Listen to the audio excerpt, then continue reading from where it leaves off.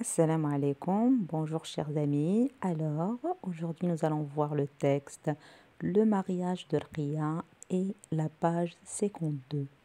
On commence la lecture. Le mariage est avec la naissance des enfants, l'événement le plus important de la vie des montagnardes. La fête commence 2 jours avant la cérémonie elle-même. Les familles des mariés se rendent les unes chez les autres pour l'interminable repas. Rassemblés dans une pièce, les hommes mangent en jouant de la musique. Tambour, bendir, flûte, awada et petite guitare, rbab et gambri accompagnent les chants. Leur sonorité est si violente que la maison semble devoir exploser. À la cuisine, les femmes préparent des plats traditionnels. Le plus fameux est le tagine, un plat de viande mijotée longuement avec quelques légumes et souvent un fruit séché qui lui donne son nom. Tagine aux pruneaux, aux amandes, au citron. Les femmes font ensuite circuler sur de grands plateaux des piles de gâteaux aux amandes et aux noix. Le soir de la cérémonie, les hommes se retrouvent dans la maison du marié, les femmes dans celle de la mariée. La fête commence vraiment. Les deux époux ne se retrouvent que le lendemain, lorsque les hommes viennent enlever la mariée sur une mule pour l'emmener au grand galop vers la maison du marié. La mariée y est accueillie avec le verre de lait qui symbolise le bonheur conjugal et la fécondité. Ensuite, elle doit entrer dans sa nouvelle maison à dos de mulet toujours. Si la porte est trop basse pour les laisser passer, alors seulement elle peut mettre pied à terre. Mais Anissa sait que Rqia n'entrera véritablement dans sa nouvelle vie que le lendemain matin de son mariage. Les femmes entourant Rqia quitteront alors discrètement la maison, emportant avec elles la plus belle cruche de la cuisine. Elles iront jusqu'à la source du village où Rqia remplira d'eau sa poterie. En goûtant à l'eau de cette source, Rqia montrera qu'elle appartient désormais à ce village. Le mariage est avec la naissance des enfants, l'événement le plus important de la vie des montagnardes. Dans ce texte, on vous raconte le mariage dans la montagne, comment il se déroule. La fête commence 2 jours avant la cérémonie elle-même.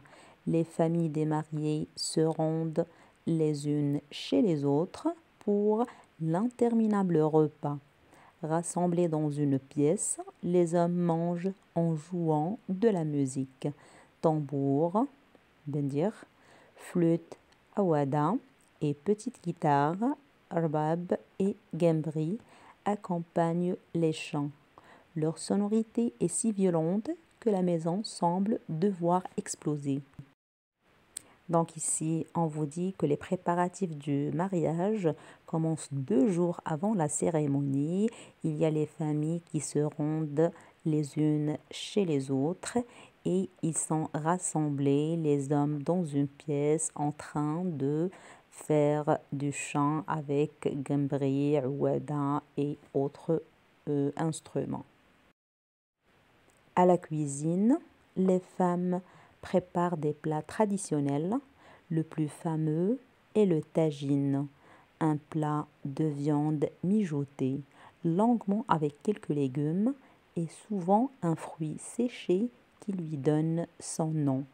Tagine aux pruneaux, aux amandes, au citron. Bien sûr, les femmes se rassemblent pour préparer les plats et on prépare le tagine, soit avec des pruneaux ou bien des amandes ou bien au citron avec quelques légumes.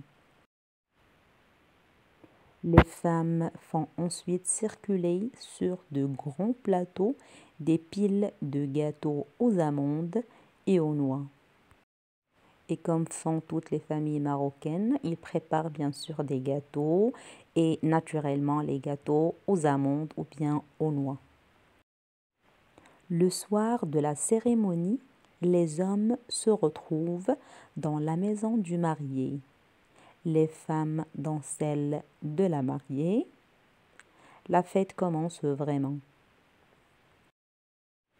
Là, on vous décrit la cérémonie, comment elle se déroule le soir, les hommes où ils se réunissent et les femmes aussi.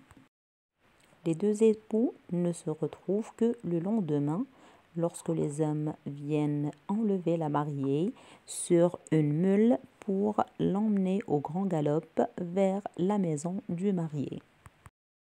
Selon leur tradition, les deux époux ne se retrouvent pas jusqu'au lendemain et les hommes viennent récupérer la femme sur une mule pour l'emmener à la maison du marié. La mariée y est accueillie avec le verre de lait qui symbolise le bonheur conjugal et la fécondité. Ensuite, elle doit entrer dans sa nouvelle maison à dos de meuler toujours. Si la porte est trop basse pour les laisser passer, alors seulement elle peut mettre pied à terre. Là, on vous décrit le détail des traditions, comment on emmène la femme à sa maison, à sa nouvelle maison et comment elle est accueillie.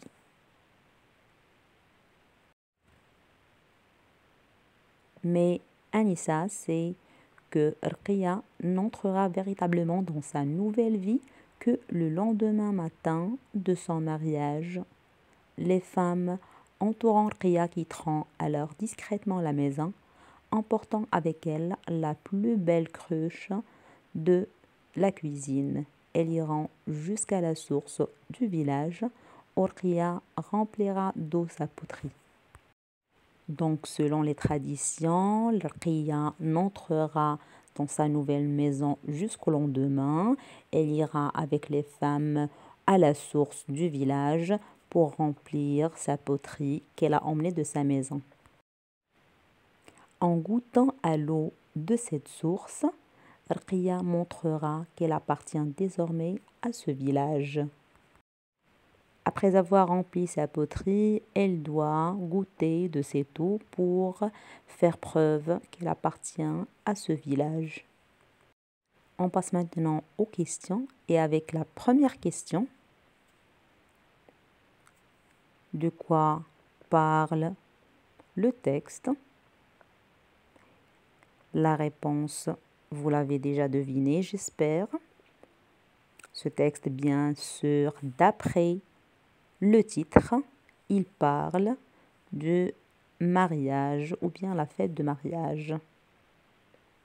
Deuxième question, où se déroule cette cérémonie de mariage? Justifie ta réponse. Donc, elle se déroule à la campagne et on a la première phrase du texte qui le montre. On parle des montagnardes, c'est-à-dire les femmes qui vivent à la montagne. Troisième question, par quoi commence la cérémonie de mariage?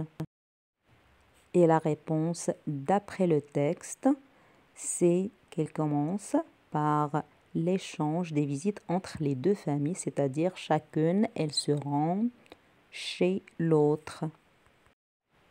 La quatrième Question. Pourquoi accueille-t-on la mariée avec un verre de lait? La réponse, vous la trouverez toujours dans le texte. On l'accueille avec un verre de lait pour symboliser le bonheur et la fécondité.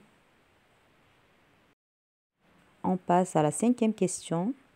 Que doit faire Arqiya pour entrer véritablement dans sa nouvelle vie? La réponse, c'est qu'elle doit aller chercher avec les autres femmes l'eau à la source du village pour y boire et remplir sa cruche.